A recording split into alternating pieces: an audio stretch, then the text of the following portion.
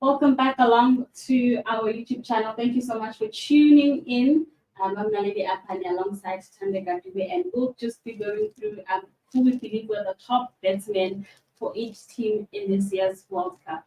And she'll be giving you five, and I will be doing the same. So you can go first. Oh, yes.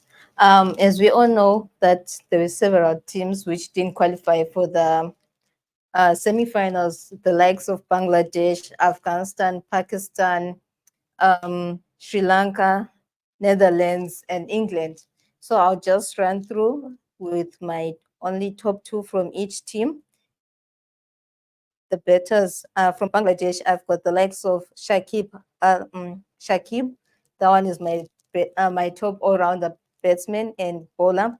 Then the likes of Mushif, the name, Mushik, yeah, that one. Then for Afghanistan, I would say I would go with another all-rounder to be safe again, Mohamed Nabi, and then I would say Rama Majola Gabaz, the all-rounder wicketkeeper and batsman. That one has been doing wonders for Afghanistan. Then from Pakistan, I would go with Baba Azam. He wasn't really impressive that much, but I know the the potential he has, so I would go with him. And then as well as Mohamed Raja. Then for Sri Lanka, I would say Pantam Ninsinka and Charit Alasanka. Then for England, lastly, I would go with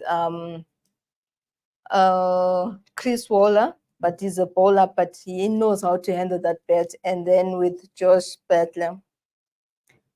Yeah, so for me, I feel like these players that I've selected here really impressed me throughout the tournament, and I think this one will consist mostly of youngsters a bit, because I believe that when you give the youngsters a chance, they really just know how to utilize it and just make the most out of it. So for Afghanistan, I think Rashid Khan for me has been very brilliant, as well as Ibrahim Zadran, 23-year-old.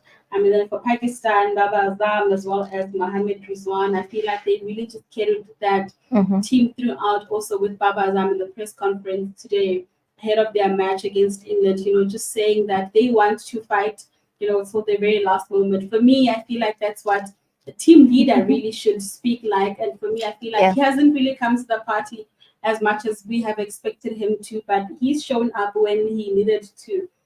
And for England, I feel like Joe Root was okayish, despite him coming to complain about, the heat in India all of a sudden, when there are players within that team that play in the IPL. So surely they're used to the heat in India. However, I feel like he's also just been a very key player for England as well. We've seen with the match as well today, as well as Josh Butler, the captain of England. I feel like he could have done better, but this is the England. They performed bad overall, but these are the players that I feel like really tried to make a difference within the team. For Bangladesh, I only have one player because I don't think I've been impressed as much, and that's Mahmadullah. For Sri Lanka, I will have to go with Sadira and Nisanka. They've also just been very key for Sri Lanka as well. These are the batsmen, and of course, we know I'm in the bowling department who will top that list. Last on that list, we have for Netherlands, a team currently at the bottom of the table, number 10, with zero chances really of making it to the Champions Trophy in 2025, because they will need to win their game against India tomorrow, which is a very tricky one.